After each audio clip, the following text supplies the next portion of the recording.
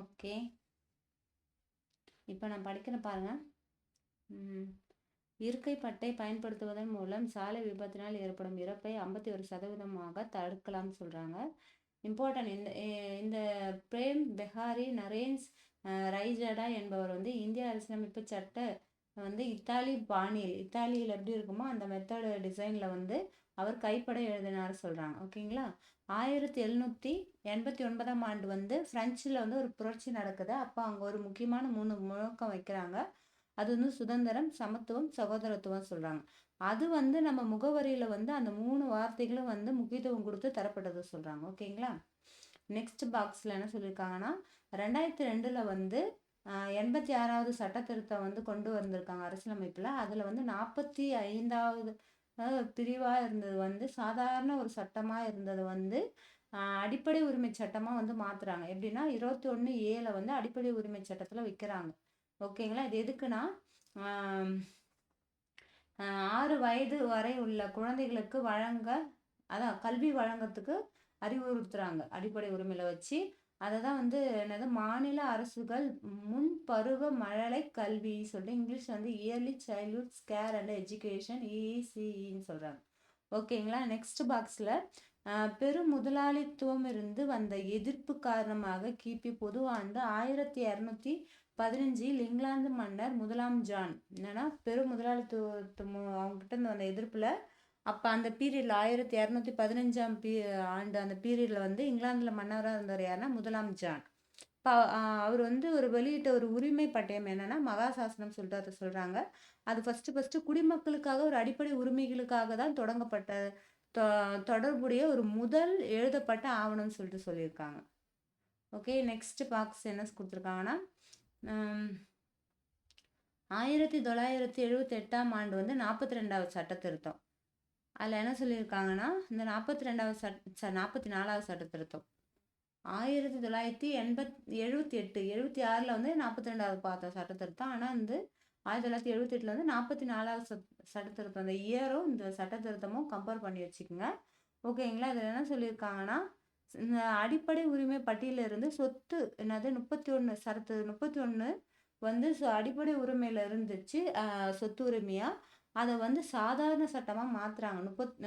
பகுதி 12ல் 300A சொல்லிட்டு ஒரு சட்ட உரிமையாக வைக்கப்பட்டது சொல்லிட்டு சொல்கிறாங்க. நெக்ஸ்ட்டு இப்போ வந்து தற்போது வந்து நம்மளுக்கு வந்து மத்திய பட்டியலில் 100, மாநில பட்டியலில் 61, பொதுப்பட்டியலில் வந்து 52 இருக்குது. ஆனால் 1976 வந்து 42வது சட்ட திருத்தத்தில் வந்து மாநில பட்டியலேருந்து ஒரு 5 துறைகளை வந்து பொதுப்பட்டியலுக்கு மாற்றுறாங்க. அதில் என்னென்ன துறைன்னா நம்மளுக்கு கல்வின்னு தெரியும், நிறைய இடத்துல கல்வியை பற்றி படிச்சிருப்போம்.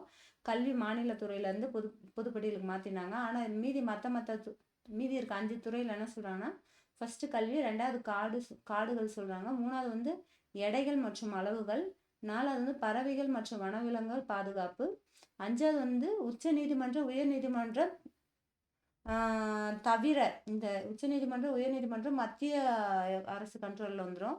அதை தவிர மீதி இருக்கிற நீதிமன்றங்கள் வந்து பொதுப்பட்டியலுக்கு மாற்றப்பட்டதை சொல்றாங்க. ஓகேங்களா. நெக்ஸ்ட்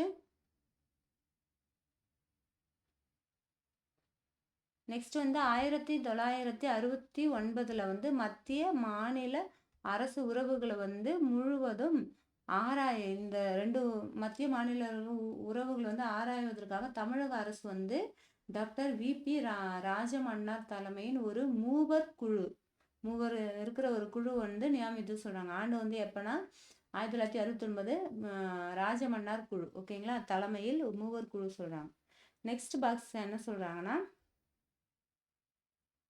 அரசியலமைப்பின் 42வது சட்ட திருத்தத்தில் வந்து சிறு அரசியலமைப்பு என அறிவிக்கப்படுகிறது சொல்றாங்க. இந்த 42வது சட்ட திருத்தம் வந்து 42னாவே உங்களுக்கு 1976 ஞாபகம் வந்துடும் ஆட்டோமேட்டிக்காக. ஓகேங்களா. அது வந்து சிறு அரசியலமைப்பு சொல்றாங்க. நெக்ஸ்ட் பாக்ஸ்ல என்ன சொல்லியிருக்காங்கன்னா புதுடெல்லியில் உள்ள ஆக்சுவலாக இது வந்து ஷார்ட்டாக சொல்றேன். குடியரசுத் தலைவருக்கு வந்து 3 வீடு அலுவலகம் ஒரே பிளேஸ்ல இருக்கும். அதேமாரி 3 இடம் இருக்கு. ஒன்று வந்து மத்திய பகுதியில் வந்து டெல்லியில் வந்து ராஷ்டிரபதி பவன் சொல்லிட்டு குடியரசுத் தலைவருக்கு இல்லமும் அலுவலகம் ஒரே பிளேஸ்ல இருக்கும். அதேமாரி நார்த்து சைடில் வந்து சிம்லாவில் வந்து ஆக்சுவலாக சிம்லா அலுவலகம் கூடிய ஓகே. சிம்லாவில் வந்து ரிட்ரீட்ஸ் கட்டிடம் சொல்கிறாங்க, இங்கிலீஷ் வந்து த ரிட்ரீட்ஸ் பில்டிங் சொல்கிறாங்க. அதே சவுத் சைடில் வந்து ஹைதராபாத்தில் வந்து ராஷ்டிரபதி நிலையம், சென்ட்ரலில் வந்து மத்தியில் வந்து ராஷ்டிரபதி பவன், மேலே வந்து ரிட்ரிக்ஸ் கட்டிடம் நார்த்தில், சவுத்தில் வந்து ராஷ்டிரபதி நிலையம். ஓகேங்களா, டிஃப்ரென்ஸ் பார்த்துக்குங்க. நெக்ஸ்ட்டு இது எதுக்கு இதுமாரி வச்சுருக்காங்கன்னா, இவைகளில் ஒன்று வடக்கிலும் மற்றொன்று தெற்கிலும் அமைந்துள்ளது. இது நாட்டின் ஒற்றுமையும் மக்களின் பல்வேறுபட்ட கலாச்சாரத்தை ஒற்றுமைகளை பறைசாற்றுகிறது சொல்கிறாங்க. நெக்ஸ்ட் பாக்ஸு 2004 வந்து இந்திய அரசு வந்து செம்மொழிகளுக்காக என்று ஒரு புதிய வகைப்பாட்டினை ஏற்படுத்தி தீர்மானித்தது. அப்போ ஃபஸ்ட்டு இது ஆக்சுவலாக ஒரு 6 மொழிக்கு மட்டும் செம்மொழி கொடுத்துருக்காங்க. அதில் ஃபஸ்ட்டு கொடுத்தது 2004 வந்து தமிழுக்கு, ரெண்டாவது கொடுத்தது வந்து சமஸ்கிருதம் 2005, மூணாவது செம்மொழி சொல்லிட்டு தெலுங்குக்கு 2008 கொடுத்துருக்காங்க. அதே சேம் 2008 ஆண்டில் வந்து கன்னடத்துக்கும் கொடுத்துருக்காங்க. 2013 வந்து மலையாளத்துக்கு கொடுத்துருக்காங்க. ஒடிசாவுக்கு வந்து 2014 கொடுத்துருக்காங்க, 6வது மொழியாது. ஓகேங்களா. நெக்ஸ்ட் பாக்ஸ் வந்து கேரளாவிலையும் பஞ்சாப்லேயும் வந்து 9 முறை வந்து குடியரசுத் தலைவர் ஆட்சி நடைபெற்றது சொல்கிறாங்க, மாநிலங்கள் அதிகபட்சமாக.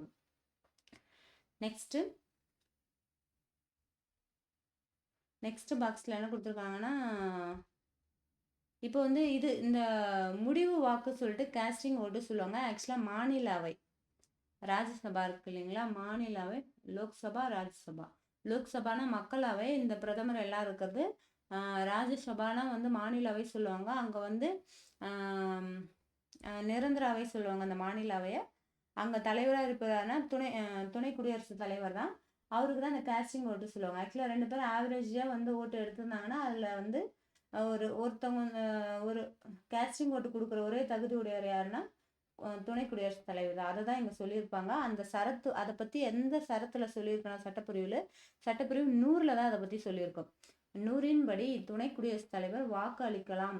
இது சட்ட மசோதாவின் ஒப்புதலுக்கு ஒரு வாக்கு மட்டுமே தேவை என்ற நிலையில் குறிக்கிறது சொல்லிட்டு சொல்லுவாங்க. ஆகையால் அவர் இந்த விருப்புரிமை என்ன சொல்றாங்கன்னா, இந்த விருப்புரிமை அதிகாரத்தை சட்ட மசோதாவுக்கு ஆதரவாகவோ எதிராகவோ வாக்களிக்கும் அதிகாரம் பெற்றவர். அவருடைய முடிவுக்கு எதிர்ப்பு தெரிவிக்க எவருக்கும் உரிமை இல்லை சொல்றாங்க. நெக்ஸ்ட் இம்பார்ட்டன்ட், இதில் என்னென்னா ஆக்சுவலாக ஒரு 13 குடியரசுத் தலைவர்களுடைய 14 குடியரசுத் தலைவர்களோட கொடுத்துருக்காங்க. இப்போ முமர்ஜி அவங்க இருக்காங்க. ஓகேங்களா, இந்த 14 நான் படிக்கிறேன். இதில் வந்து ஃபஸ்ட்டு வந்து திரு ராஜேந்திர பிரசாத் ஃபஸ்ட்டு குடியரசுத் தலைவர். இவருடைய காலம் வந்து 1950 to 1962. இவர் மட்டும்தான் வந்து 2 வாட்டி கண்டினியூ குடியரசுத் தலைவராக இருப்பார். ஏன்னா மற்ற பார்லிமெண்ட்லாம் அதுமாரி டுவைஸ் டைமுக்கு வந்ததுக்கப்புறம் கண்டினியூ இருக்க மாட்டாங்க. அதனால இவர் வந்து 3வது டைமு இவர் இருக்க சொல்லுவாங்க, ஆனால் இவர் இருக்க மாட்டார், அவர் விலகிடுவார். நெக்ஸ்ட்டு 2வது குடியரசுத் தலைவர் வந்து சர்வப்பள்ளி ராதாகிருஷ்ணர். அவருடைய காலம் வந்து 1962 to 1967.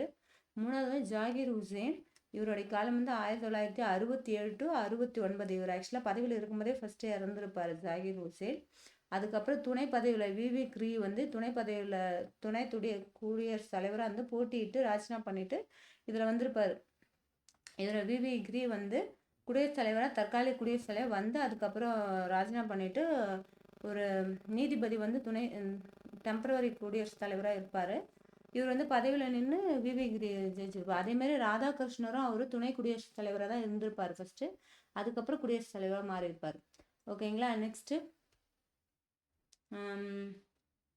நெக்ஸ்ட்டு வந்து விவி கிரி 4வது குடியரசுத் தலைவர்னா விவி கிரி. இவருடைய காலம் வந்து 1969 to 1974. திரு பக்ருதீன் அலி ஹாமத். இவர் வந்து 1974 to 1977. பக்ருதீன் வந்து 5வது குடியரசுத் தலைவர். 6வது குடியரசுத் தலைவர் வந்து நீலம் சஞ்சீவி ரெட்டி 1977 to 1982. 7வது குடியரசுத் தலைவர் வந்து கியானி ஜெயில் சிங் 1982 to 1987. 8வது குடியரசுத் தலைவர் வந்து ஆர் வெங்கட்ராமன் 1987 to 1992 சொல்லியிருப்பாங்க. 9வது குடியரசுத் தலைவர் சர்கர் தயாள் சர்மா 1992 to 1997. நெக்ஸ்ட்டு 10வது குடியரசுத் தலைவர் வந்து KR நாராயணன் 1997 to 2002 வரைக்கும் இருந்திருப்பாரு. 11வது குடியரசுத் தலைவர் வந்து APJ Abdul Kalam our 2002 to 2007 வரைக்கும் இருந்திருப்பாரு. 12வது குடியரசுத் தலைவர் வந்து திருமதி பிரதிபா பட்டீல் 2007. முதல் பெண் குடியரசுத் தலைவர் யாருன்னா பிரதிபா பட்டீல் 2007 to 2012. 13வது குடியரசுத் தலைவர் பிரணாப் முகர்ஜி 2012 to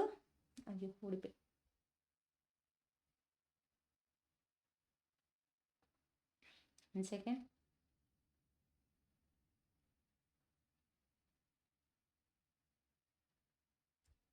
13வது குடியரசுத் தலைவரான பிரணாப் முகர்ஜி 2012 to 2013. இப்போ 14வது குடியரசுத் தலைவர் யாருன்னா ஓகே ஒன் செகண்ட் 14வது குடியரசுத் தலைவர் யாருன்னா ராம்நாத் கோவிந்த் சொல்கிறாங்க. இவங்களுக்கு அப்புறம் தான் வந்து முகர்ஜி 5th.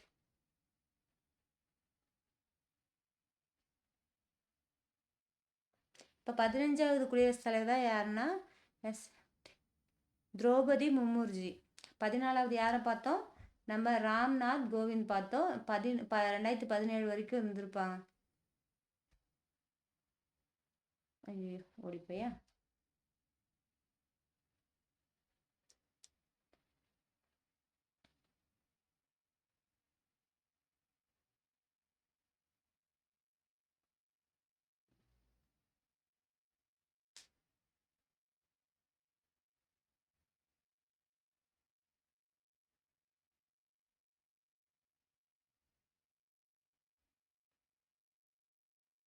ஆக்சுவலாக இவங்க ராம்நாத் கோவிந்த் வந்து அவங்க ஆக்சுவலாக வந்து 2001 வரைக்கும் இருந்திருப்பாங்கன்னு நினைக்கிறேன். ஏன்னா அதுக்கப்புறம் வந்து 2001 இருந்து தான் இவங்க இப்போ ஸ்டில் கண்டினியூ ஆகிட்டு இருக்காங்கன்னு நினைக்கிறேன். ஓகே ஓகே நெக்ஸ்ட் பாக்ஸ் பார்ப்போம். காஸ்டிங் ஓட்டு பார்த்துட்டோன்னு நினைக்கிறேன். இல்லை காஸ்டிங் ஓட்டு யாருன்னா துணை குடியரசுத் தலைவர் தான் அந்த குவாலிஃபிகேஷன் இருக்குது. மாநிலவையோட தலைவர் தான் துணை குடியரசுத் தலைவர். இந்த காஸ்டிங் ஓட்டை பற்றி சொல்கிறது ஆர்டிகல்ஸ் வந்து 100. ஓகேங்களா? தகுதி ஓகே. நெக்ஸ்ட்டு இப்போ நம்ம பார்க்க போகிறது என்னென்னா ஜம்மு காஷ்மீருக்கு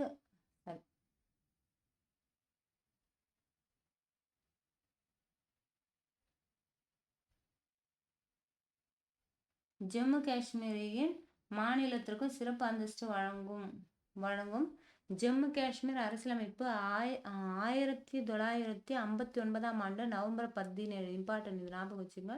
1957 நவம்பர் 17ஆம் நாள் ஏற்படுத்தப்பட்டது. அப்போ தான் வந்து ஏற்படுத்துகிறாங்க. 1957ஆம் ஆண்டு நவம்பர் 26 வந்து நடைமுறைக்கு வருது. நவம்பர் 17 ஏற்படுத்துகிறாங்க. அதான் அறிமுகப்படுத்துகிறாங்கன்னு வச்சுக்கோங்க.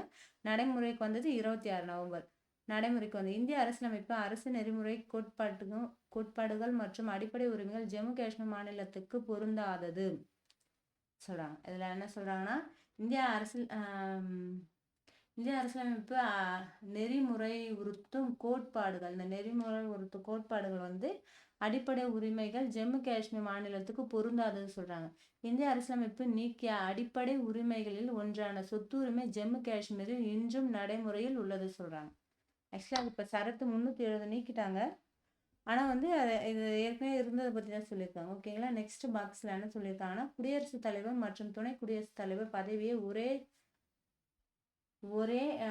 ஒரே சமயத்தில் காலியாக இருக்கும் பட்சத்தில் உச்ச நீதிமன்ற தலைமை நீதிபதி அப்படி இல்லைன்னா வந்து குடியரசுத் தலைவரின் பணிகளை செயலாற்றுவார். அவரு தலைமை நீதிபதி இல்லைன்னா வந்து முன்னாள் தலைமை நீதிபதி ஓய்வு பெற்றவர் வந்து அந்த பதவி தற்காலிகமாக வருவார். அதுதான் சொல்லியிருக்காங்க.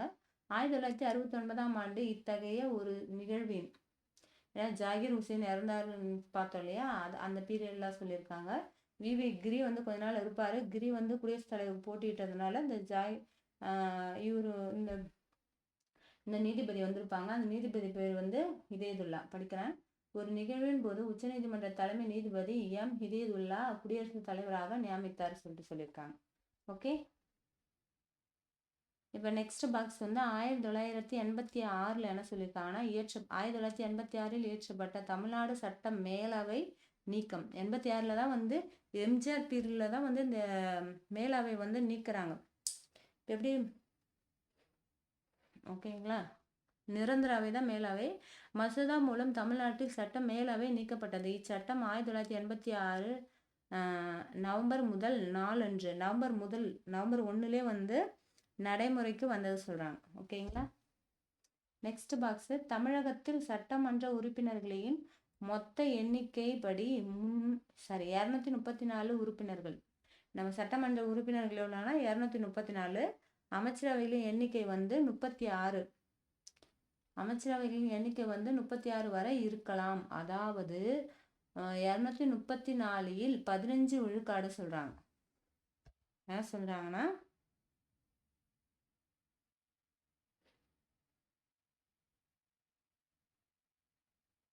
35.1. அப்பனா என்ன சொல்றாங்கன்னா நம்ம 15 விழுக்காடு எவ்வளோ வருதுன்னா 35.9 வருது.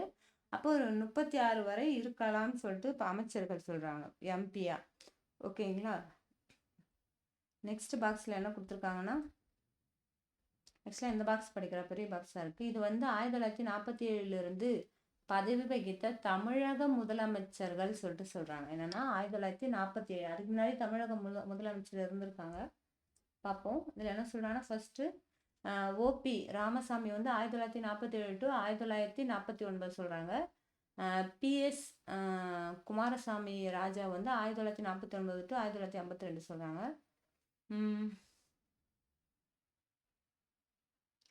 ராஜகோபாலாச்சாரி ராஜாஜி தான் 1952 to 1954 சொல்கிறாங்க. காமராஜ் வந்து 1954. ஏன்னா ராஜாஜி வந்து பதவி ராஜினாமா பண்ணியிருப்பார். அப்போ வந்து இவர் முதலமைச்சர் பதவி ஏற்றுனா வேறு தொகுதியில் வந்து நின்று ஜெயிச்சிருப்பார். அதை தான் வந்து இங்கே வந்து 1954 to 1963. பக்தவச்சலம் பக்தவச்சலம் வந்து 1963 to 1967. சிஎன் அண்ணாதுரை வந்து 1967 to 1969. ஏன்னா அவர் இறந்துட்டு இருப்பாரு. அதுக்கப்புறம் தான் கலைஞர் வந்து oh my god one second.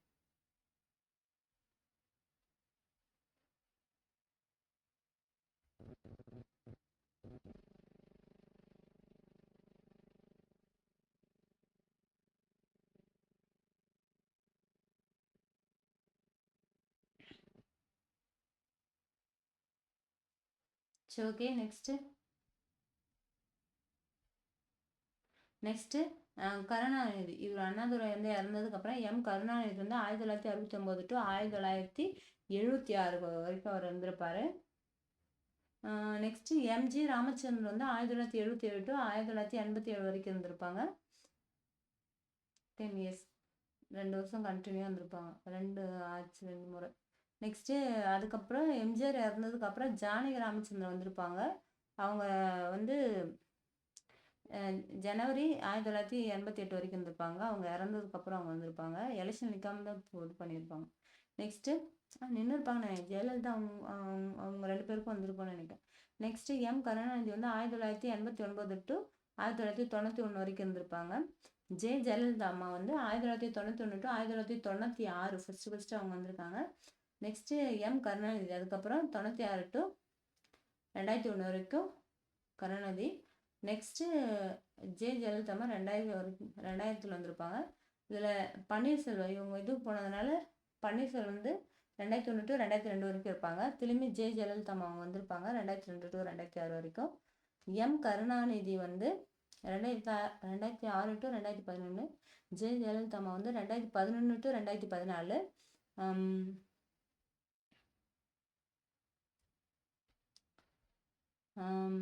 ஓ பன்னீர்செல்வம் வந்து 2014 to 15. ஜெயலலிதா வந்து 2015 to 16. ஓ பன்னீர்செல்வம் வந்து 2016 to 2017. எடப்பாடி வந்து 2017 வரைக்கும் இருந்திருப்பாரு. அதுக்கப்புறம் இப்போ மு.க. ஸ்டாலின் அவர் வந்திருக்காரு. ஓகேங்க.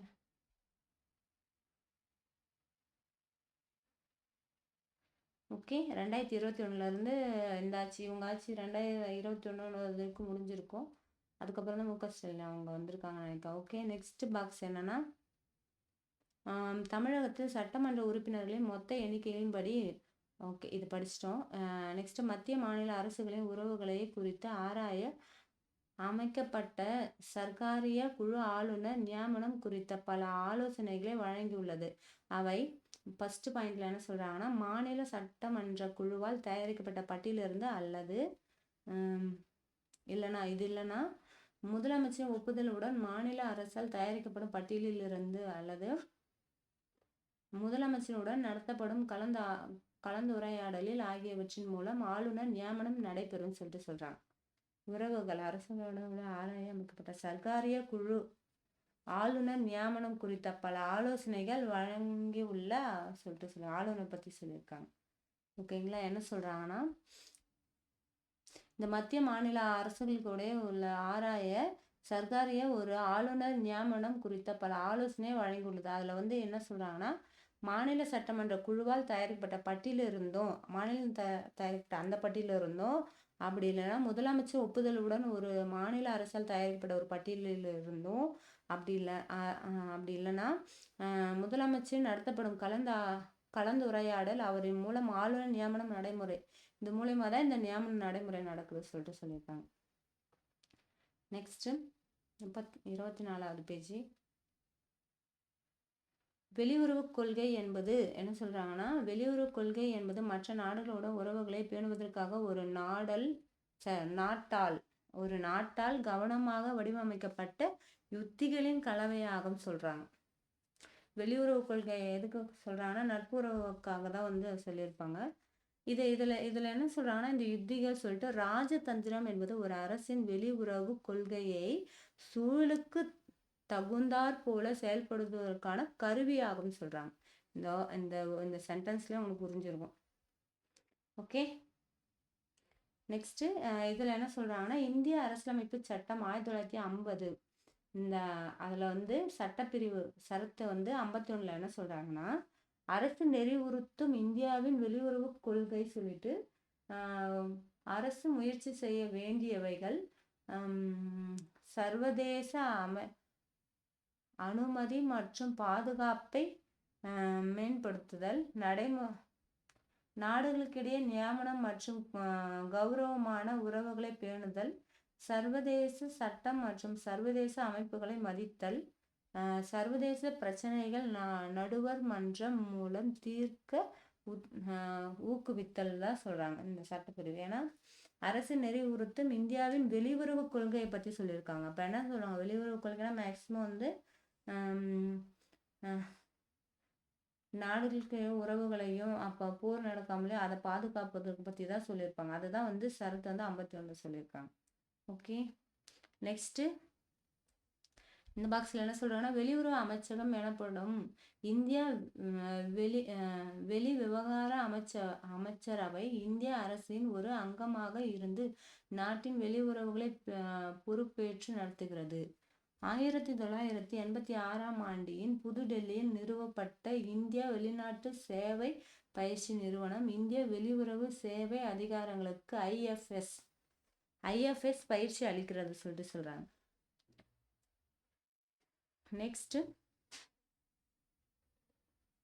நெக்ஸ்ட் பாக்ஸ்ல என்ன சொல்லியிருக்காங்கன்னா, நெக்ஸ்ட் பாக்ஸ்ல சிந்து சமவெளி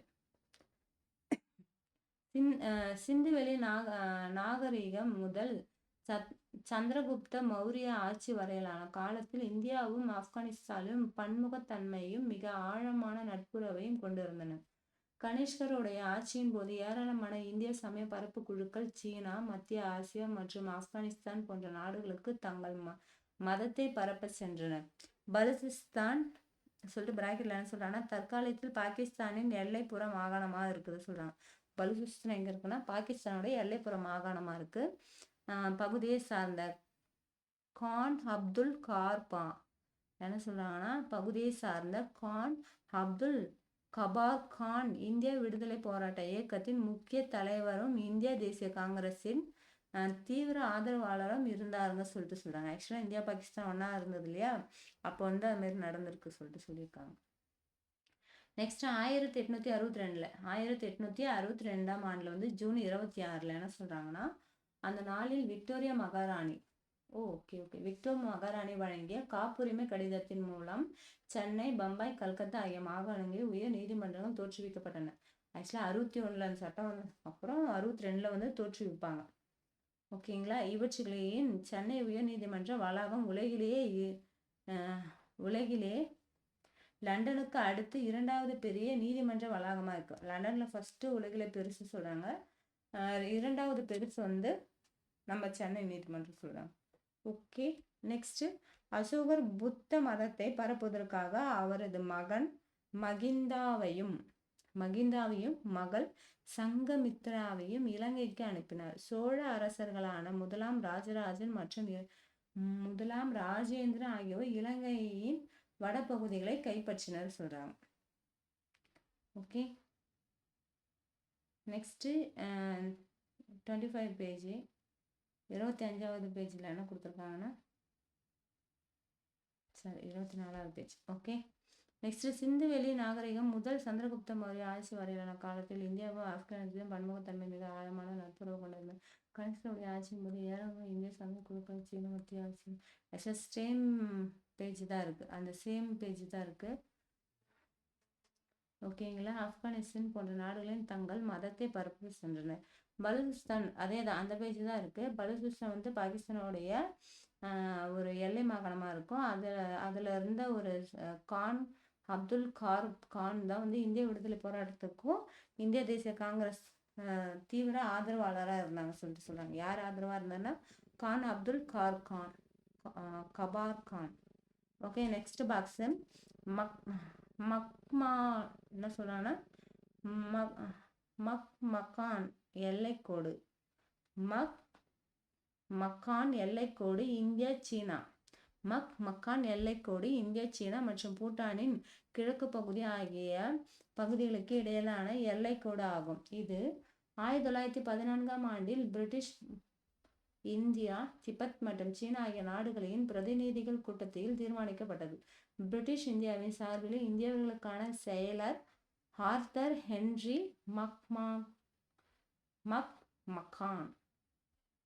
மக்கான் இக்கூட்டத்தில் கலந்து கொண்டார். ஆக்சுவலா அதுல என்ன சொல்றாங்கன்னா, மக்கான் எல்லைக்கோடு வந்து இந்திய, சீனா, பூட்டான் ஆகிய கிழக்கு பகுதி ஆகிய இந்த பக்கம் கிழக்கு பகுதி ஆகிய பகுதிகளில் இடையிலான எல்லைக்கோடா இருக்குது சொல்றாங்க. இந்த மக்கான் எல்லைக்கோடு இதுல வந்து இதுக்கிடையிலான எல்லைக்கோடு வந்து 1914ஆம் ஆண்டுல வந்து பிரிட்டிஷ் கிழக்கிந்திய கம்பெனி திபெத்துக்கும் சீனா ஆகிய நாடுகளுக்கு பிரதிநிதித்துவ கூட்டத்தில் தீர்மானிக்கப்பட்டது சொல்றாங்க. எந்த ஆண்டுனா 1914.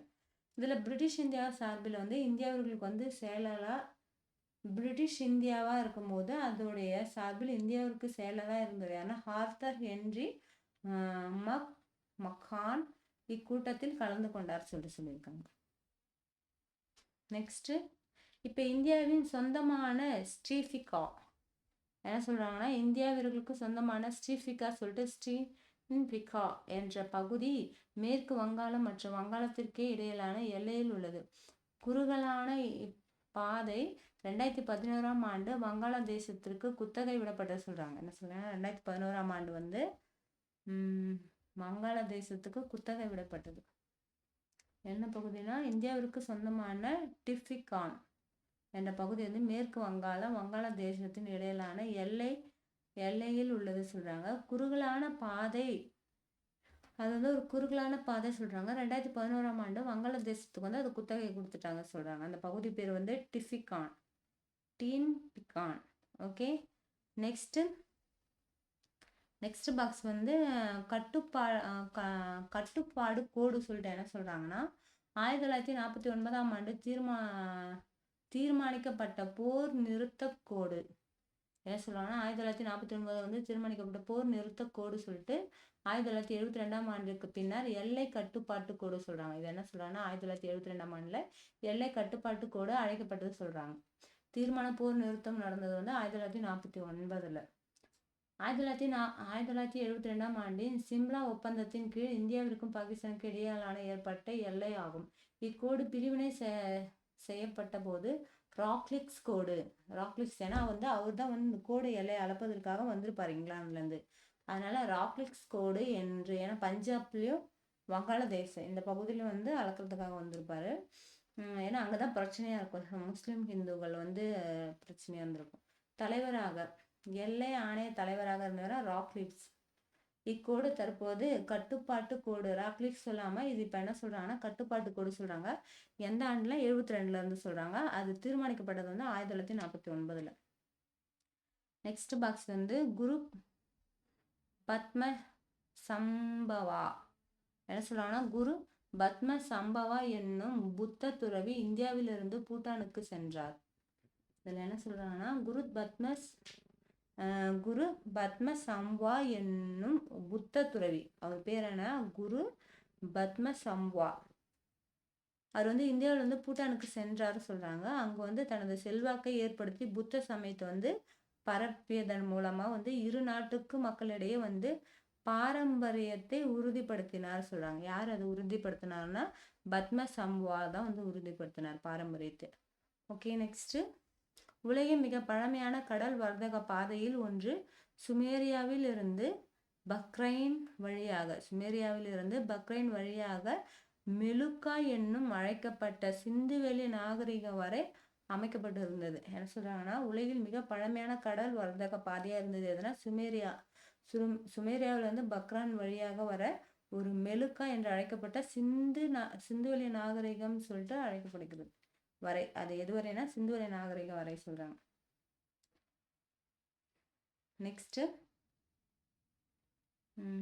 நெக்ஸ்ட் பாக்ஸ் வந்து இப்ப பிரிக்ஸ் என்ற சொல் ஜிம் ஓர் நெயில்ஸ் என்ற பிரபலமான பிரிட்டிஷ் பொருளாதார நிபுணரால் உருவாக்கப்பட்டது. பிரேசில் இதுக்குள்ள யார் இருக்காங்கன்னா பீனா பிரேசில், ஆர்னா ரஷ்யா, ஐநா இந்தியா, சீனா ஆகிய நாடுகள் 2050 ஆண்டுகள் வாக்கில் 6 தொழில்மயமாக்கப்பட்ட நாடுகளை விட டாலர் மதிப்பில் பெரிய நாடுகளாக உருவாகும் என்று கடந்த 300 ஆண்டுகளின் அதிகார போக்கு முற்றிலும் மாறுபடும் என்று அவர் யூகித்தார். ஓகே, ஜிம் சோ நெயில்ஸ் என்ற பிரபலமான பிரிட்டிஷ் அவர் யார், அந்த பொருளாளர் யாருன்னா ஜிம் சோ நெயில். ஓகே, நெக்ஸ்ட் பாக்ஸ் ஒப்பெக் இளஞ்சினைனா அதோட சிம்பிள் இப்படிதான் இருக்கு சொல்றாங்க. ஒப்பெக் சி வந்து சி சிம்பிள் இப்படி போட்டுருங்க, இ சிம்பிள் இப்படி, சி இப்படி போட்டுருங்க. ஒப்பைக்கோட சிம்பிள் தான் இது. 1969ஆம் ஆண்டில் நடைபெற்ற ஒரு சர்வதேச வடிவமைப்பு போட்டியின் மூலம் இச்சின்னமானது தோற்றுவிக்கப்பட்டது. ஆஸ்திரியா வடிவமைப்பாளர் ஸ்டோஃபோட்டா இதை வடிவமைத்து போட்டியில் வென்றார். இது இந்த அமைப்புடைய பெயரின் பல்வேறு எழுத்துக்களையே ஒரு வடிவமாக காணப்படுது. இது வந்து ஓ, இது பி, இது இ, இது சி, அதை தான் இப்படி கொடுத்துருக்காங்க. ஓகேங்களா, நெக்ஸ்ட்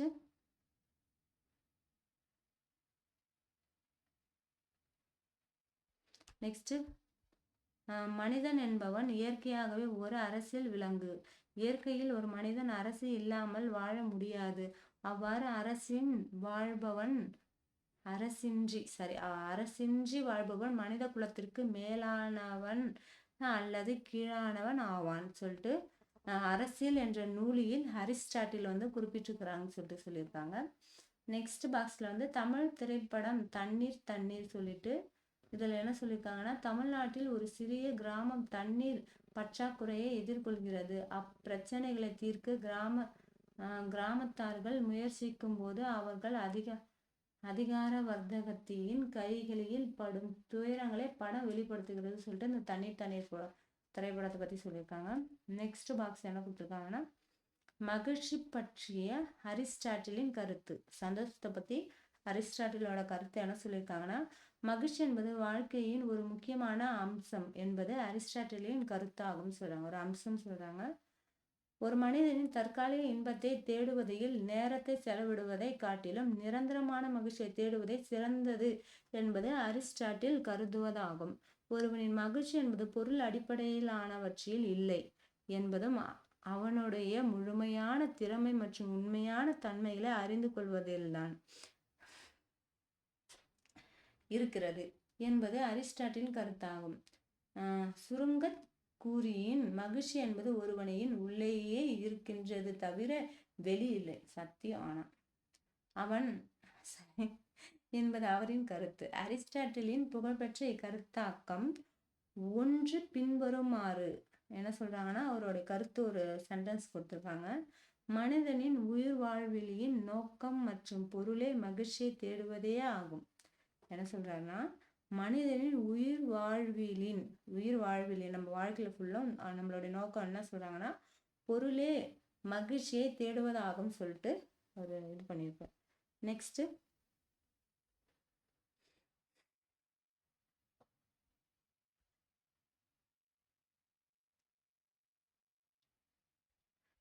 என்ன சொல்லியிருக்காங்கன்னா,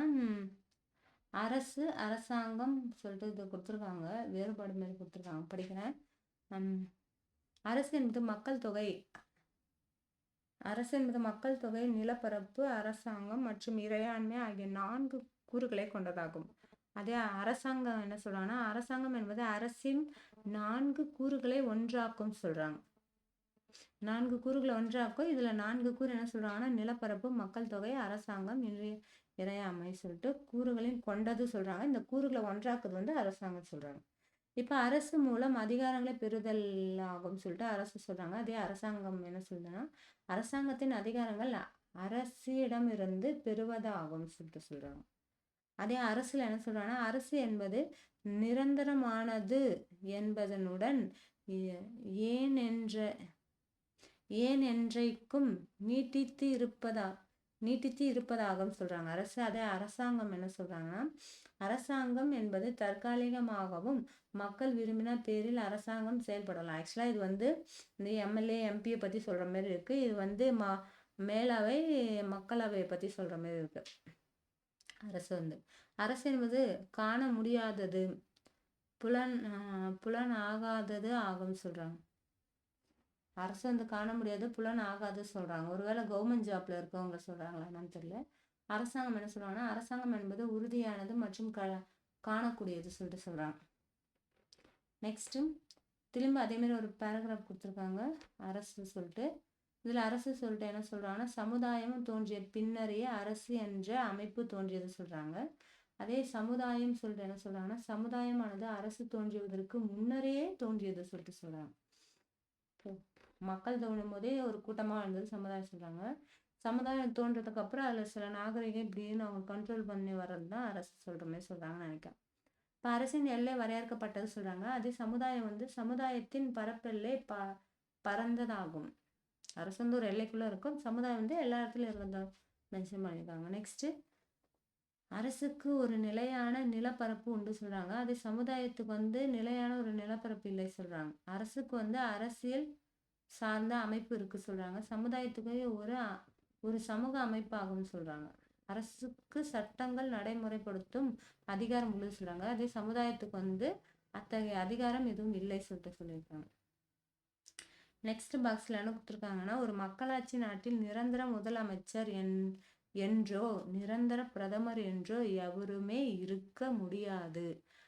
ஒரு நபர் அமெரிக்காவின் குடியரசுத் தலைவராக அதிகபட்சமாக எத்தனை முறை தேர்ந்தெடுக்கப்படலாம்? ஏன் ஆக்சுவலா 2 முறை தான் நினைக்கிறேன். ஏன்னா அதனால ராஜேந்திர பிரசாந்த் எந்த ஒரு காங்கிரஸ் தான் சொல்லுவாங்க பார்லிமெண்ட்ல. அது எங்கேயுமே 2 முறைக்கு மேல இருந்திருக்க மாட்டாங்க கண்டினியூவா. அதனால நானும் இருக்க மாட்டேன்னு சொல்லிட்டு தான் அவரு சொன்ன மாதிரி ஒரு இது படிச்சிருக்கேன் புக்ல.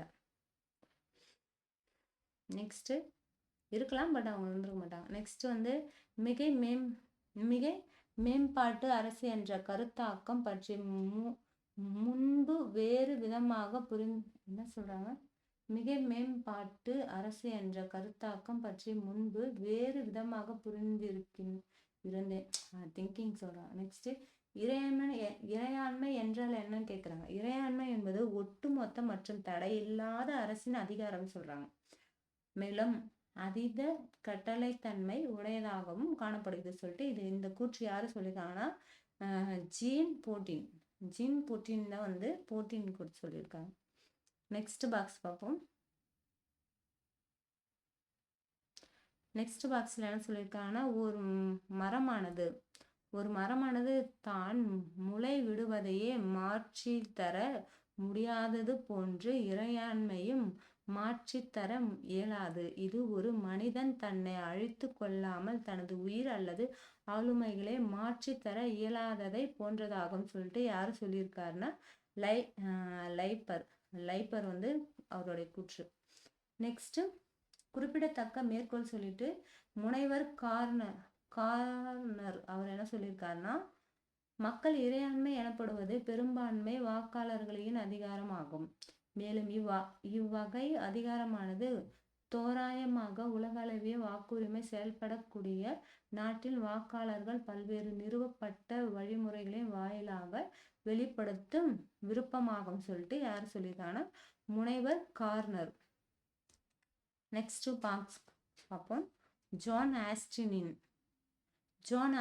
இறையாண்மை கோட்பாட்டை பத்தி என்ன சொல்லியிருக்காருன்னா, கோட்பாட்டின் மறுபெயர்கள் சொல்லிட்டு அவர் அந்த இறையாண்மையோட மறுபெயர் என்னென்ன சொல்லியிருக்காருன்னா, ஜான் ஆஸ்டின் வந்து முழுமை இறையாண்மை கோட்பாடு, ஒருமைவாத இறையாண்மை கோட்பாடு, பன்மைத்துவம் இல்லாத கோட்பாடு, ஒற்றை கோட்பாடு சொல்லிட்டு இது வந்து இத்தனை பேர் சொல்றாரு ஜான் ஆஸ்டின்.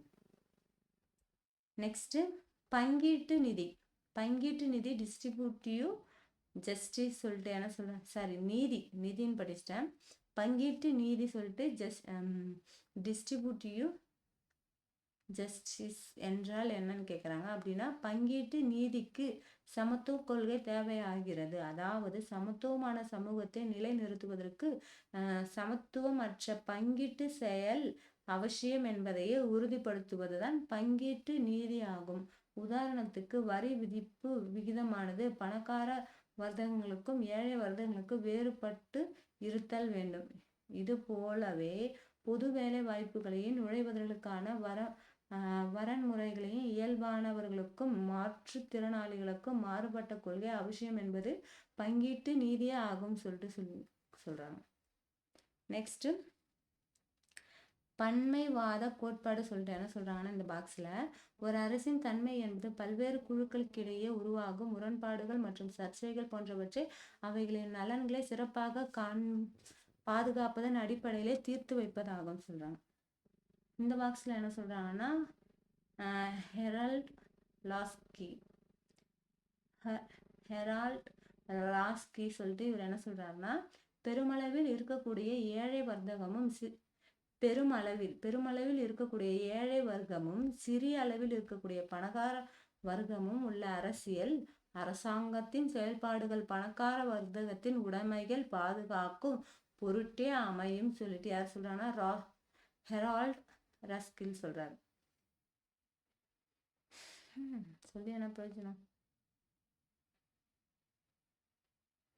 நெக்ஸ்ட் பாக்ஸ்ல என்ன சொல்லிருக்காங்கன்னா, சமத்துவ வகை சொல்லிட்டு டைப் ஆஃப் த ஈக்குவாலிட்டி சொல்றாங்க. சமத்துவத்தின் வகைகள்ல ஃபர்ஸ்ட் வந்து குடிமை சமத்துவம், அரசியல் சமத்துவம், சமூக சமத்துவம், இயற்கை சமத்துவம், பொருளாதார சமத்துவம். இதுல என்ன சொல்றாங்கன்னா, குடிமை சமத்துவம் பல்வேறு வகையானவை சொல்லிட்டு குடிமை சமத்துவத்துல என்ன சொல்றாங்கன்னா, மதம் மற்றும் நம்பிக்கைகள் போன்றவற்றின் அடிப்படையில் பாகுபாடு இல்லாது இருத்தல் சொல்றாங்க. அரசியல் சமத்துவம் வந்து அதிகாரத்தையும் அணுகுவதற்கான வாய்ப்பு, அப்புறம் வாக்குரிமை சொல்றாங்க. சமூக சமத்துவத்துல வந்து சமமான வாய்ப்புகள், சலுகைகள் சொல்றாங்க.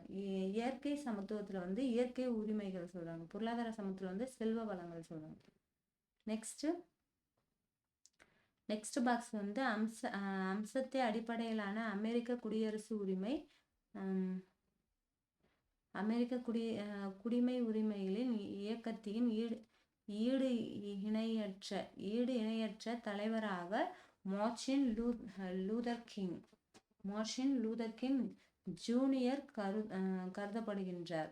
என்ன சொல்றாங்கன்னா, அகிம்சை அடிப்படையிலான அமெரிக்க குடிமை உரிமைகள் இயக்கத்தில் வந்து ஈடு இணையற்ற தலைவராக மார்ட்டின் லூதர் கிங் ஜூனியர் கருதப்படுகின்றார்.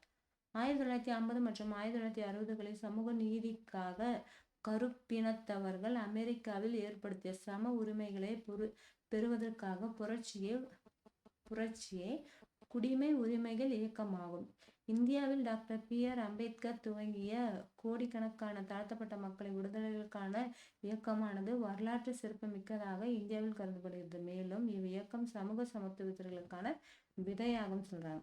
இப்போ நெக்ஸ்ட் பாக்ஸ்ல என்ன சொல்லியிருக்காங்கன்னா, குறிப்பிடத்தக்க மேற்கோள் சொல்லிட்டு, பசியோடு வாழும் ஒரு மனிதனுக்கு சுதந்திரம் என்ன நம்பிக்கையை அளிக்க முடியும்? ஆனால் அந்த சுதந்திரத்தை சாப்பிடவோ அல்லது குடிக்கவோ முடியுமா சொல்லிட்டு தாமஸ்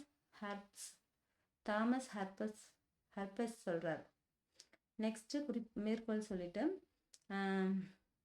செல்வ வளங்களில் உள்ள வேறுபாடுகளை அகற்றி ஒவ்வொரு ஆணுக்கும் பெண்ணுக்கும் நாட்டின் வளங்களில் சமமான பங்கு அளிப்பது பொருளாதார சமத்துவம் சொல்லிட்டு யார் சொல்றாங்கன்னா, லார்ட் பிரபு சொல்லிட்டு சொல்றாங்க. நெக்ஸ்ட் பாக்ஸ் பார்ப்போம். நெக்ஸ்ட் பாக்ஸ்ல என்ன கொடுத்துருக்காங்கன்னா, பிரெஞ்சு குடியரசுகள் என்பது 1992 என்ன சொல்றாங்கன்னா, பிரெஞ்சு குடியரசு என்பது 1792ஆம் ஆண்டு பிரெஞ்சு புரட்சிகளுக்கான பிரகடனத்தின் பின்னர் தொடர்ச்சியான உருவான குடியரசுகளையே குறிப்பதாகும். இவ்வாறு பிரான்சின் வரலாற்று 5 குடியரசுகள் இருந்துள்ளன. முதலாவது பிரெஞ்சு குடியரசு வந்து 1972 டு இதுன்னு இயர் எப்படி கொடுத்துருக்காங்க, இயர் மாத்திட்டாங்களா என்னன்னு தெரியல. முதலாவது பிரெஞ்சு குடியரசு வந்து 1972 டு 1804 சொல்றாங்க. ஓகே, ஆக்சுவலாக அது மிஸ்டேக் நினைக்கிறேன். 1792 தான் இருக்கும்னு நினைக்கிறேன். மாற்றிருக்கான்னு தெரியல, பார்த்துருக்கேன் ஒரு வாட்டி. இரண்டாவது பிரெஞ்சு குடியரசு வந்து 1848 டு 1852. மூன்றாவது பிரெஞ்சு குடியரசு வந்து 1870 டு 1940. நான்காவது பிரெஞ்சு குடியரசு வந்து 1946 டு 1958 என்று. அதன் பின்னர் ஐந்தாவது பிரெஞ்சு குடியரசு அக்டோபர் 5 1958 ஏற்படுத்தப்பட்டது. ஆக்சுவலாக இங்கே இயர் தப்பாக இருக்குது, இந்த 7 9 மாறி கொடுத்துருக்காங்க, 1792. ஓகேங்களா. நெக்ஸ்ட் ஐந்தாவது குடியரசானது நலிந்த மற்றும் உட்கட்சி பூசல் சார்ந்த நாடாளுமன்ற அரசாங்கத்திலிருந்து மாற்றி அமைக்கப்பட்ட ஒரு வலிமை வாய்ந்த மைய நோக்கு மக்களாட்சி ஆக சொல்றாங்க. நெக்ஸ்ட் பாக்ஸ்ல என்ன கொடுத்துருக்காங்கன்னா, தனி மனிதத்துவம் சொல்லிட்டு, தனி மனிதர்களின் நன்னெறிகளுக்கான அரசியல் மற்றும் சமூக தத்துவம் தனி மனிதனாகும் சொல்றாங்க. தனி மனிதத்துவம். இப்ப சமதர்மம் சொல்லிட்டு என்ன சொல்றாங்கன்னா, ஒரு பொருள் உற்பத்தியின் வழிமுறை, விநியோகம் மற்றும் பரிமாற்றம் இவை யாவும் ஒட்டு மொத்தமாக சமுதாயத்தின் வாழும் மக்களால் ஒழுங்குபடுத்தப்படும். இவ்வுரிமைப்படுத்தப்பட்டும் இருக்கப்பட வேண்டும் என்ற அரசியல் மற்றும் பொருளாதார கோட்பாடே சமதர்ம கோட்பாடு ஆகும் சொல்றாங்க. நெக்ஸ்ட் ஒன் என்ன சொல்றாங்கன்னா, தனியாருக்கு இடையிலான பரிமாற்றங்கள், அரசாங்க தலையீடுகளான கட்டுப்பாடு, சலுகைகள், வரி, மானியம் போன்றவை இல்லாமல் சமூகமாகவும் சுதந்திரமாகவும் நடக்கும் பொருளாதார முறையே தாராளவாத கொள்கை சொல்லிட்டு லேசர்ஸ் பாரிஸ் எனப்படும். அது வந்து லேசர் பாரிஸ் எனப்படும் சொல்றாங்க. நெக்ஸ்ட் சுதந்திர உரிமை சொல்லிட்டு, சுதந்திர உரிமை வந்து 14 to 18 வரைக்கும் சொல்றாங்க. இதுல என்ன சொல்றாங்கன்னா, 14வது வந்து சட்டத்தின் முன் அனைவரும் சமம் சொல்றாங்க. மத அடிப்படையிலான பாகுபாடுகளை தடை சொல்லிட்டு 15வது சொல்றாங்க. பொது வேலைவாய்ப்பில் சம வாய்ப்பு உரிமை சொல்லிட்டு 16வது சரத்து சொல்றாங்க. தீண்டாமை ஒழிப்பு சொல்லிட்டு 17வது சரத்து. பட்டங்கள் ஒழிப்பது சொல்லிட்டு 18வது சரத்து சொல்றாங்க. இப்போ நெக்ஸ்ட் பாக்ஸ்ல என்ன கொடுத்துருக்காங்கன்னா, சுதந்திரத்தை தவறாக பயன்படுத்துவதாலும் மேலும் சுதந்திரத்தின் மூலம் அதிகாரத்தை தவறாக பயன்படுத்துவதாலும் சுதந்திரத்துக்கு ஆபத்தான நிலை உருவாகலாம் என்று யார் சொல்றாங்கன்னா, ஜேம்ஸ்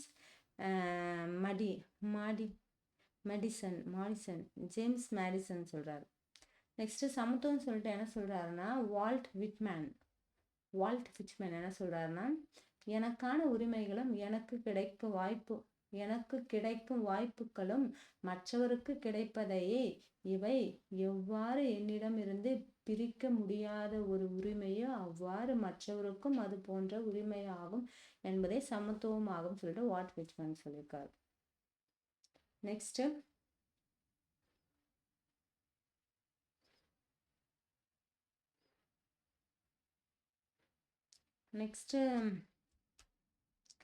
நெக்ஸ்ட் பாக்ஸ்ல என்ன சொல்றாங்கன்னா, ஹரால்ட் ஜே லஸ்கி என்ன சொல்றாருன்னா, அவரோட மேற்கோள் வந்து மனிதர்கள் சிறப்பாக செயல்படும் வாய்ப்புக்குரிய சூழலையே நிர்வகிப்பதே சுதந்திரமாக சொல்லிட்டு ஹரால்ட் ஜே லஸ்கி சொல்றாங்க. நெக்ஸ்ட் பாக்ஸ்ல என்ன சொல்லியிருக்காங்கன்னா, யார் சொல்றாங்கன்னா ஹரால்டு ஜே லஸ்கி தான், அவரோட கூற்று தான் படிக்கிறேன். பொருளாதார சுதந்திரம் என்றால் தனி மனிதனுக்கு உண்டான தேவைப்படுகின்ற அன்றாட வருவாய் மற்றும் உணவை தேடிக்கொள்ள ஏற்படுத்தப்படும் பாதுகாப்பு மற்றும் வாய்ப்பாக நான் கருதுகின்றேன். வேலை இல்லா திண்டாட்டத்தில் இருந்தும் போதாமை மற்றும் இல்லாமையிலிருந்து உருவாகும் பயத்திலிருந்தும் நான் விடுதலை அடைய வேண்டும். ஏனெனில் இவ்வகையான பயம் ஆளுமைத்தன்மையின் வலிமைகளை குறைக்க செய்கிறது. நாளைய தேவையிலிருந்து விடுபட நான் பாதுகாப்புடன் வாழ விரும்புகிறேன்னு சொல்லிட்டு இக்கூற்று வந்து ஹெரால்ட் ஜே லஸ்கி. நெக்ஸ்ட் பாக்ஸ் என்ன கொடுத்துருக்காங்கன்னா,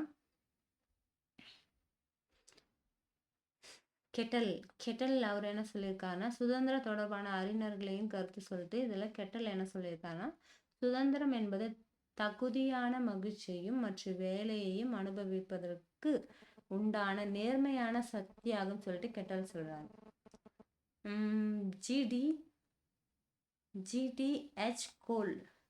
ஜிடிஹெச் கோல் என்ன சொல்றாங்கன்னா, சுதந்திரம் என்பது தனி மனிதர்கள் தங்கள் ஆளுமை தன்மையில் எந்தவித பாதிப்பும் இல்லாமல் தங்கள் வெளிப்படுத்துவது ஆகும் சொல்லிட்டு ஜிடிஹெச் கோல். நெக்ஸ்ட், சுதந்திரம் என்பது பொருள் தடைகள் இல்லாத நிலையில் என்பதல்ல, மாறாக சுதந்திரத்தை மேம்படுத்துதலில் உள்ளது சொல்லிட்டு மகாத்மா காந்தி சொல்லியிருக்காரு. நெக்ஸ்ட், உரிமைகள் இல்லாமல் சுதந்திரம் கிடையாது. ஏனெனில் உரிமைகள் இல்லாத சூழ்நிலையில் குடிமக்கள் அனைவரும் ஆளுமை தன்மையின் தேவைகளுக்கு அவசியமற்ற வெறும் சட்டத்திற்கு உட்பட்ட மக்கள் ஆவார் சொல்லிட்டு யார் சொல்றாருன்னா, ஹெரால்ட் ஜே லஸ்கி கூற்றுதான் நிறைய இருக்கு. நெக்ஸ்ட், குறிப்பிடத்தக்க மேற்கோள் சொல்லிட்டு கெட்டல் அவரே இன்னொரு கூற்று சொல்லியிருக்காரு. என்ன சொல்றாருன்னா, மனிதர்களுக்கு இடையிலான வரையறுக்கப்பட்ட சட்டங்களும் உறுதியான நிறைவேற்றுதல் மற்றும் சட்டத்தின் முன் சமத்துவம் மனிதனின் குடிமை சுதந்திரத்தை அடுத்த கட்ட வளர்ச்சிக்கு கொண்டு செல்கிறது சொல்லிட்டு கெட்டல் சொல்றாரு. நெக்ஸ்ட்,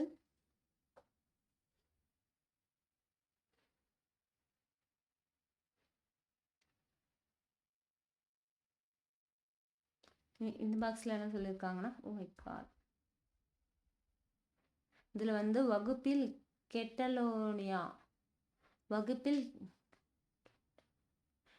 கேட்டலோனியா புரட்சியின் காலவரிசையை பற்றி விவாதிங்கள் சொல்றாங்க. கேட்டலோனியா புரட்சியின் காலவரிசை விவாதிங்கள் சொல்லிட்டு என்ன சொல்றாங்கன்னா, கேட்டல்னா லிசனிங். வகுப்பில் இதுல என்ன சொல்றாங்கன்னா, கேட்டலோனியா எங்கு உள்ளது? பிரிவினை இயக்கத்தின் வரலாற்றை விவரி. அரசியல் ஆட்டக்காரர்கள் யாவர்? பிரிவினைவாதம்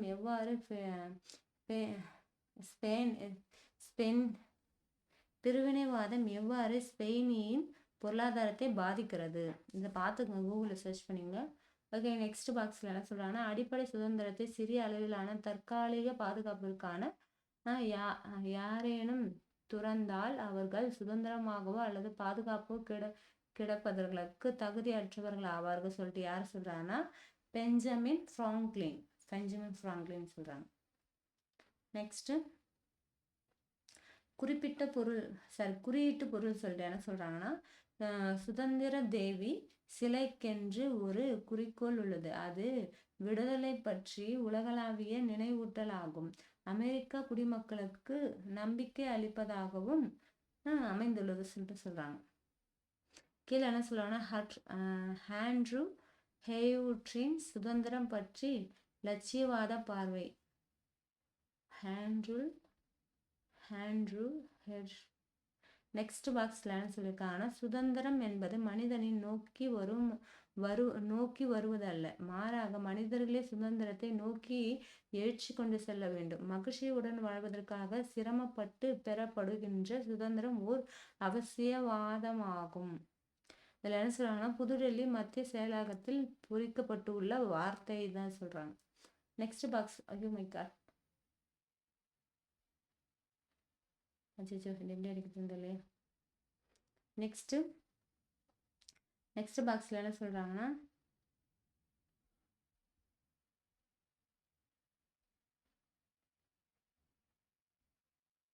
ஓகே நெக்ஸ்ட் பாக்ஸ்ல இதுல என்ன சொல்றாங்கன்னா, சட்டங்களே இல்லை என்றால் அதே சுதந்திரம் இல்லை. யார் சொல்லியிருக்காங்கன்னா, ஜான் லாக் சொல்றாரு. சட்டங்கள் இல்லை என்றால் அங்க சுதந்திரம் இல்லை சொல்லிட்டு ஜான் லாக் சொல்றாங்க. நெக்ஸ்ட் பாக்ஸ்ல வந்து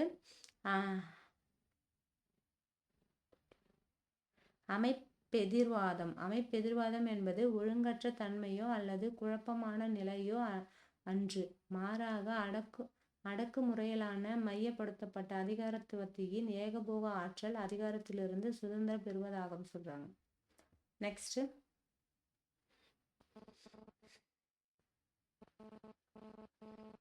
நெக்ஸ்ட் என்ன சொல்லியிருக்காங்கன்னா, குறிப்பிட மேற்கொள்ள என்ன சொல்றாங்கன்னா, இது யார் சொல்லியிருக்காங்கன்னா,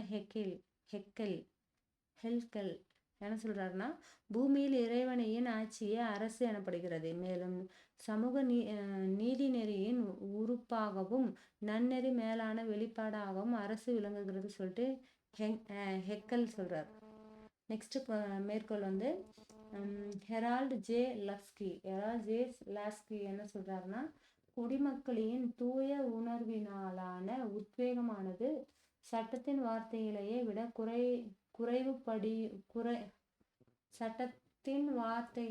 விட குறைவுபடினும் அதுவே அவர்களுக்கு மிகவும் உண்மையான பாதுகாவலனாகும் சொல்லிட்டு ஹெரால்டு ஜே லாஸ்கி சொல்றார். நெக்ஸ்ட் இங்கிலாந்து சட்ட நிபுணரான ஏவி டைசி சட்டத்தின் ஆட்சி என்ற கருத்தாக்கத்தினையே 19ஆம் நூற்றாண்டில் மேலும் பிரபலப்படுத்தியவர் ஆவார்.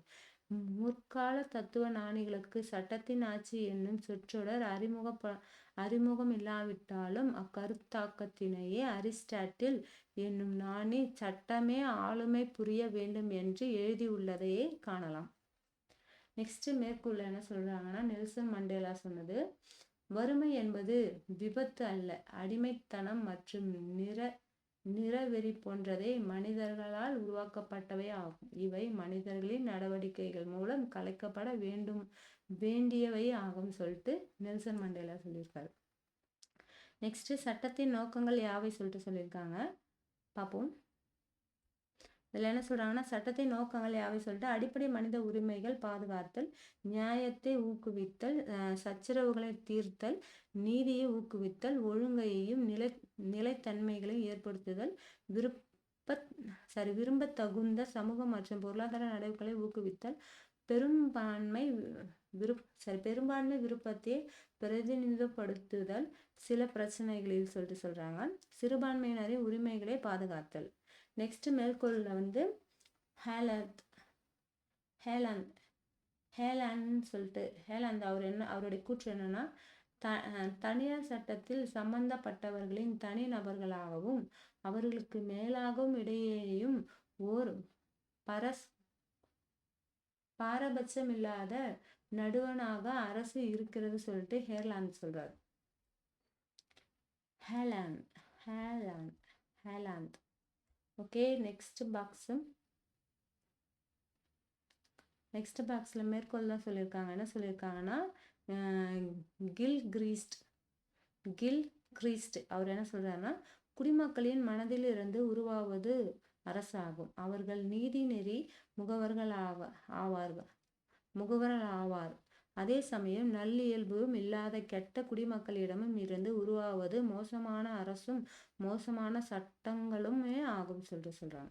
நெக்ஸ்ட் குறிக்கோள் என்ன சொல்றாங்கன்னா, மேற்கோள் வந்து பிளாட்டோ அவர் என்ன சொல்லியிருக்காங்கன்னா, தனி மனிதனின் நல்லொழுக்கத்திற்கு சரிசமமாக இயங்கக்கூடியது நல்லரசாகும். அரசில் உடற்கூறியில் ஏதேனும் ஒரு பகுதி பாதிக்கின்ற போது ஒட்டுமொத்த உடலும் பாதிப்புறு சொல்லிட்டு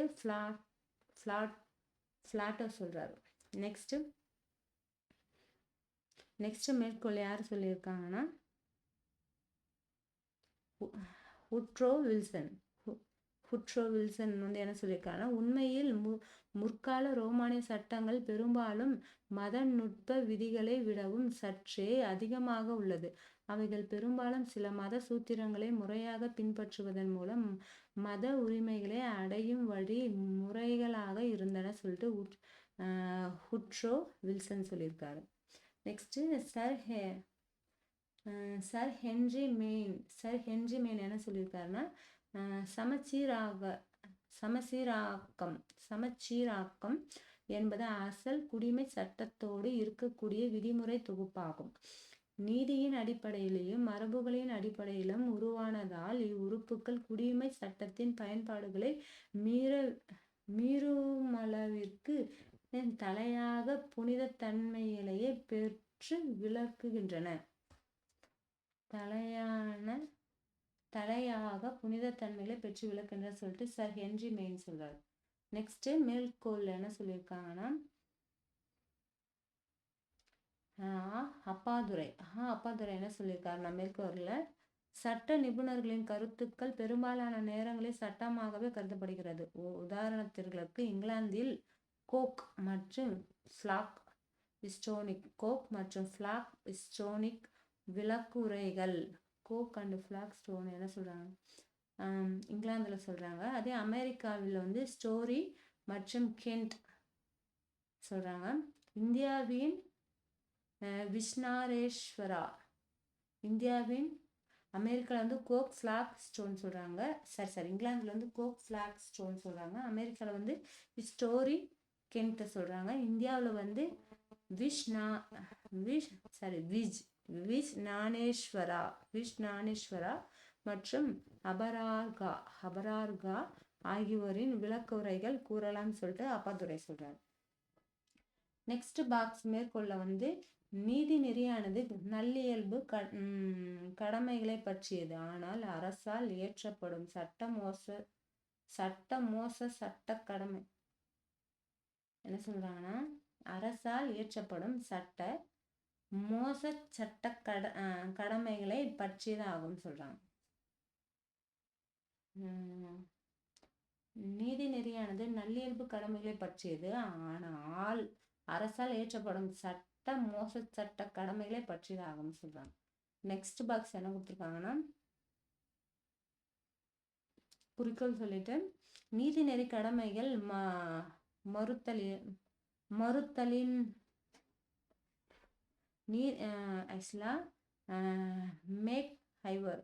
மேக்ஃபர் என்ன சொல்லியிருக்காருன்னா, நீதிநெறி கடமைகளையே மறுத்தளிப்பதும் சட்ட கடமைகளையே மறுத்தளிப்பதையும் நீதிநெறிகளையே முற்றிலும் நாசமாக்குகிறது. சட்ட மனசாட்சி மற்றும் நீதிநெறி மனசாட்சி என்ற இரு வேறு மனசாட்சிகள் ஒன்றோடு ஒன்று எப்போதும் ஒத்து வராதவைகளாகும் சொல்லிட்டு மேக் ஹைவர் சொல்றாரு. நெக்ஸ்ட் மேற்கோள் வந்து மேக் ஹைவர் என்ன சொல்லியிருக்காருன்னா, நீதிநெறி என்பவை அரசியல்களுக்கு அத்தியாவசியமான நிபந்தனைகளை விளக்குகிறது. சட்டமும் அரசும் பொதுமக்கள் கருத்தை உருவாக்கவும் நடவடிக்கைகளை கட்டுப்படுத்தவும் தொடர்ந்து முயற்சிகள் எடுத்துக்கொண்டிருக்கின்றன. சட்டமானது பொது கருத்து பிரதிபலிப்பதோடு நல்லியல்புகளின் மேம்பாட்டுக்கான குறியீடுகளாக விளங்குகிறது சொல்லிட்டு மேக் ஹைவர் சொல்றாரு. நெக்ஸ்ட் மேற்கொள்ள என்ன சொல்றாங்கன்னா, மார்ட்டின் லூதர் கிங் ஜூனியரா சட்டமும் ஒழுங்கும் நீதிகளை நிலைநாட்டுவதற்காக இயங்குகிறது. இதை செய்ய தவறும் பட்சத்தில் சமூக வளர்ச்சிகளை தடுக்கும் ஆபத்தான தடுப்பு அணைகளாக இவை மாறுகின்றன சொல்லிட்டு மார்ட்டின் லூதர் கிங்ஸ் ஜூனியர் சொல்லியிருக்காரு. நெக்ஸ்ட் குறிக்கோள் வந்து ஜேஎம் கோஷி என்ன சொல்றாருன்னா, தற்காலிக அரசானது நீதிநெறி, மதம் மற்றும் இயற்கை சட்டத்தின் லட்சியவாத அடிப்படையில் நீட்டிக்கிறது எனலாம்.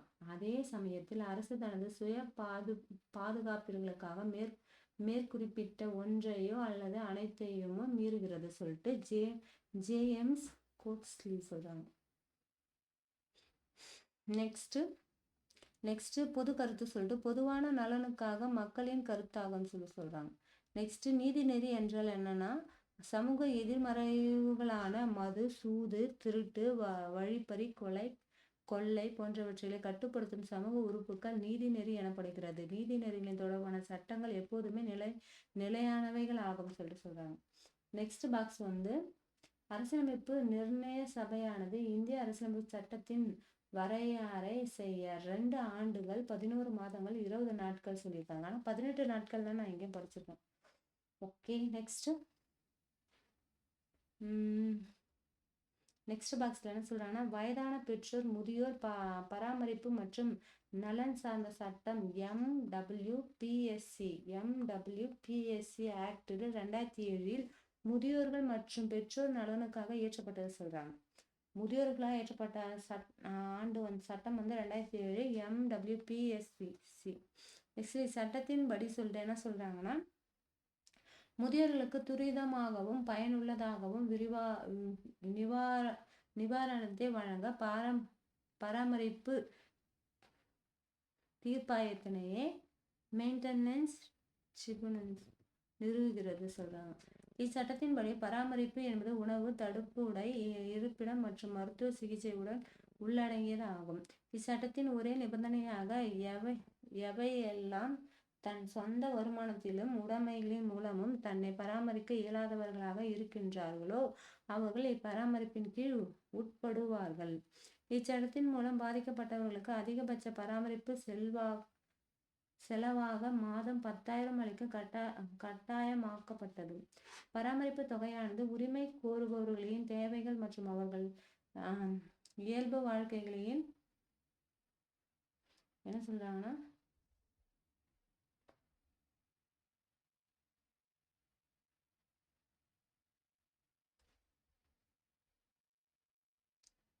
அவருடைய இயல்பு வாழ்க்கைகளையும் வாழ்வாதாரத்துகளுக்கான தேவைகளை பொறுத்தும் அமைகிறது.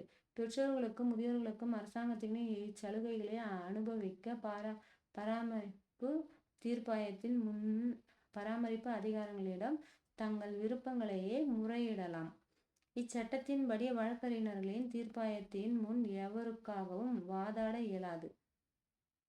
முதியோர் நலன்களை பாதுகாக்கும் பொறுப்பில் இருக்கக்கூடிய யாரேனும் நன்கறிந்தோ அவர்களை கைவிடும் பட்சத்தில் 5,000 அபதாரமோ அல்லது 3 மாதம் சிறை தண்டனையோ அல்லது மேற்கூறிய 2 தண்டனைகளுமோ வழங்கப்படலாம். நெக்ஸ்ட் மேற்கோள் சொல்லிட்டு கொடுத்துருக்காங்க, படிக்கிறேன். இதுல என்ன சொல்றாங்கன்னா, ஆக்சுவலா யாரு சொல்லிருக்காங்கன்னா, மகாத்மா காந்தியோட மேற்கோள் தான். கடமைகள் மற்றும் உரிமைகள் இரண்டும் ஒன்றிலிருந்து ஒன்றை பிரிக்க முடியாதவை. பின் உள்ள உரிமைகள் வழங்கும் சலுகைதான் தனது கடமைகளை ஒருவர் செய்வதற்கு காரணம் ஆகிறது சொல்லிட்டு மகாத்மா காந்தி சொல்றாரு. இந்திய அரசியலமைப்பின் உயிர் மற்றும் இதயமாக எதனை நீங்கள் கருதுவீர்கள்? இந்திய அரசியலமைப்பு உயிர் மற்றும் இதயமாக ஆர்டிகல் 32 நினைக்கிறேன். சரத்.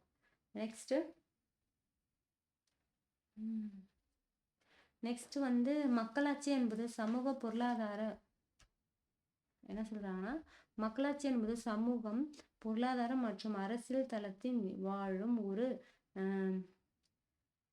நிதர்சனம் மெய்யாகும் சொல்லிட்டு யாரு சொல்லியிருக்காருன்னா, ஜி.டி. கோவார்ட் கோல் சொல்றாங்க.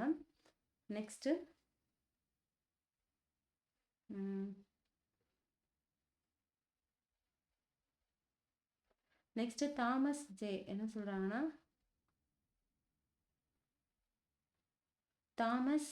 தாமஸ் ஜே பரசன் ஜெய்ஃபரசன், தாமஸ் ஜெய்ஃபரசன் சொல்லிட்டு அவருடைய கூற்று வந்து, மக்களாட்சி என்பது மக்களால் நடத்தப்படும் அரசாங்கம், குறிப்பாக பெரும்பான்மை மக்களால் ஆகும். மக்களாட்சி அரசாங்கத்தின் மேலான அதிகாரம் மக்களிடம் இருக்கும்.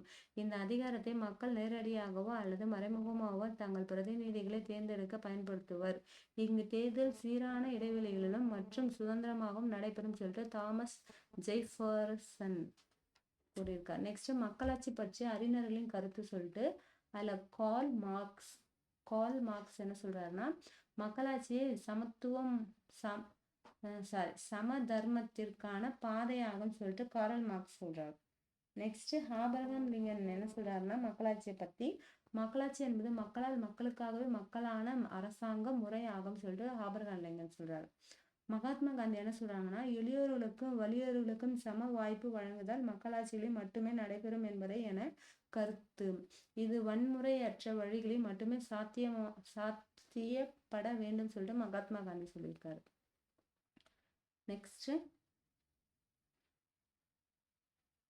நெக்ஸ்ட் ராபர்ட் டாலின் கோட்பாட்டில் பின்பு ஒருவர் திருத்தம் செய்யப்பட்டது. அமெரிக்காவில் மக்களாட்சியின் செயல்படும் விதத்தை சிறப்பாக விவரிப்பதாக உருகுலைந்த குழுவாட்சி என்ற கோட்பாட்டினை முன்னிறுத்த அந்த திருத்தத்தை ராபர்ட் டால் செய்தார். நெக்ஸ்ட் பாக்ஸ்ல என்ன சொல்றாங்கன்னா, அரசமைப்பின் 73வது மற்றும் 74வது சட்ட திருத்தத்திற்கு பிறகு இந்தியாவின் சில கிராமங்களில் உள்ளாட்சி தேர்தலே பல ஆண்டுகளாக நடைபெறாமல் உள்ளதையே நீங்கள் அறிவீர்களா? என்ன சொல்றாங்கன்னா, அரசியலமைப்பு 73 மற்றும் 74 சட்ட திருத்தங்களை இந்தியாவின் சில கிராமங்களில் உள்ளாட்சி தேர்தலே பல ஆண்டுகளாக நடைபெறாமல் உள்ளதை நீங்கள் அறிவீர்களா?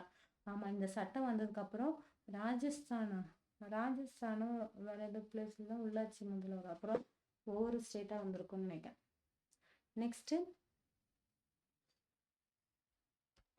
நெக்ஸ்ட் வந்து நாடாளுமன்றம் சொல்லிட்டாங்க. இது இஸ்ரேலில் வந்து நாடாளுமன்றத்தை எப்படி சொல்றாங்கன்னா நெசெட் சொல்றாங்க. ஜெர்மனில நாடாளுமன்றத்தை வந்து பண்டஸ்டாக் சொல்றாங்க. ஜப்பான்ல நாடாளுமன்றத்துல வந்து டயாட் சொல்றாங்க. நார்வேல நாடாளுமன்றத்தை எப்படி சொல்றாங்கன்னா ஸ்டோர்டிங். நெக்ஸ்ட் நேபாளத்துல நாடாளுமன்றத்துல வந்து ராஷ்டிரிய பஞ்சாயத்து சொல்றாங்க நேபாளத்துல. அதே வந்து பாகிஸ்தான்ல நாடாளுமன்றத்தை வந்து தேசிய சபை சொல்றாங்க. ரஷ்யால நாடாளுமன்றத்தை வந்து டூமா சொல்றாங்க.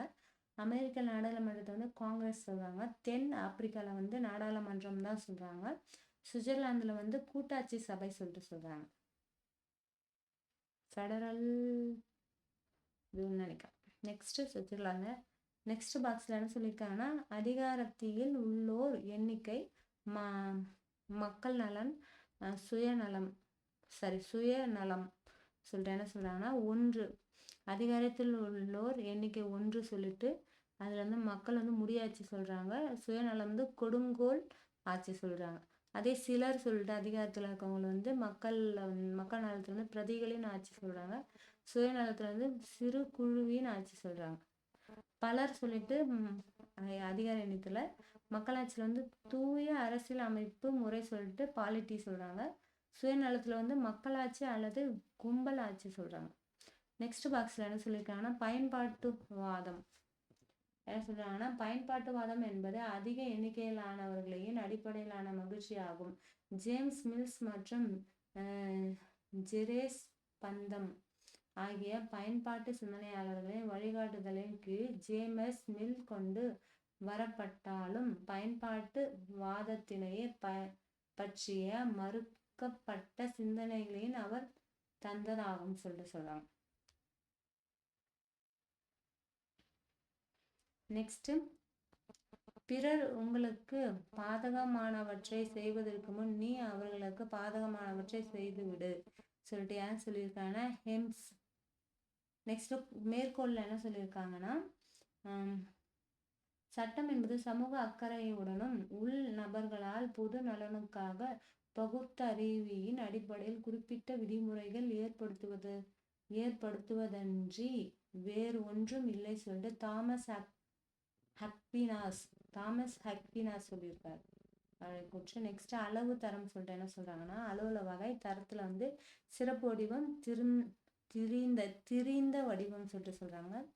இதுல என்ன சொல்றாங்கன்னா, வகையில 1ல வந்து சிறந்த வடிவத்துல இருந்து முடியாச்சு, திரிந்த வடிவத்துல இருந்து கொடுங்கோல் ஆச்சு. சிலர் வந்து பிரபுகளின் ஆட்சி சொல்றாங்க. சிலர்ல திரிந்த வடிவத்துல இருந்து சிறுகுழு ஆட்சி. பலர்ல வந்து தூய ஆட்சி அமைப்பு முறை சொல்றாங்க.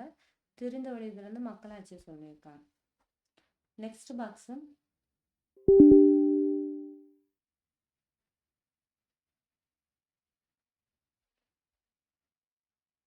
நெக்ஸ்ட் பாக்ஸ்ல என்ன சொல்றாங்கன்னா, மாக்கியவல்லி சொல்லிட்டு இளவரசன் சொல்றாங்க. சரி, ஓகே, போதும். 1 செகண்ட்.